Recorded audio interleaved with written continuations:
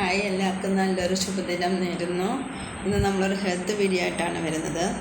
നമ്മളെല്ലാവരും ഓണത്തിൻ്റെ ദിവസങ്ങളൊക്കെ കഴിഞ്ഞ് സദ്യയൊക്കെ കഴിച്ച് മടുത്തു അല്ലേ? ഒരാഴ്ച ഇപ്പം പച്ചക്കറി സദ്യകളായിരുന്നു. അപ്പം ഒരുപാട് ഫുഡ് ഉള്ളതുകൊണ്ട് കുട്ടികളും സദ്യ അങ്ങ് കഴിച്ചു.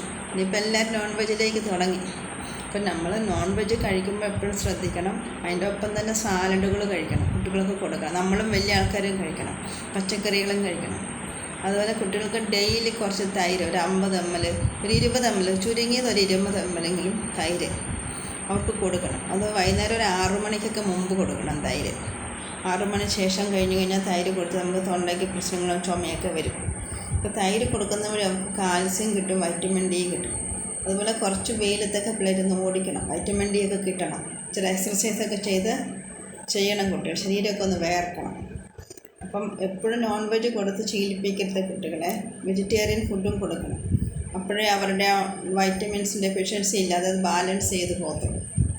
അപ്പം കറി വെച്ച നോൺ വെജ് ആണെങ്കിലും നമ്മൾ എപ്പോഴും മീനും ചിക്കനൊക്കെ വറുത്ത് കൊടുക്കുന്നതിന് പോലെ കറി വെച്ചും കൊടുത്ത് അത് കഴിപ്പിച്ച് ശീലിപ്പിക്കണം.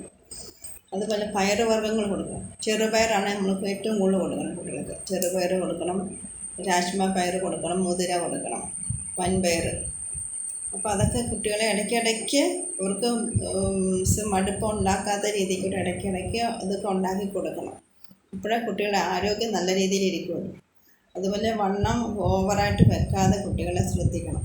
അതുപോലെ ദിവസത്തിൽ ഒരു നേരങ്ങളിൽ ചപ്പാത്തി കൊടുക്കുക, എപ്പോഴും ചോറ് കൊടുക്കരുത്. രാവിലെ ഉച്ചയ്ക്കും വൈകിട്ടും എപ്പോഴും ചോറ് കൊടുക്കുക. ചോറ് കൊടുത്താൽ കുട്ടികളുടെ വയറ് ചാടും, വണ്ണം വെക്കും.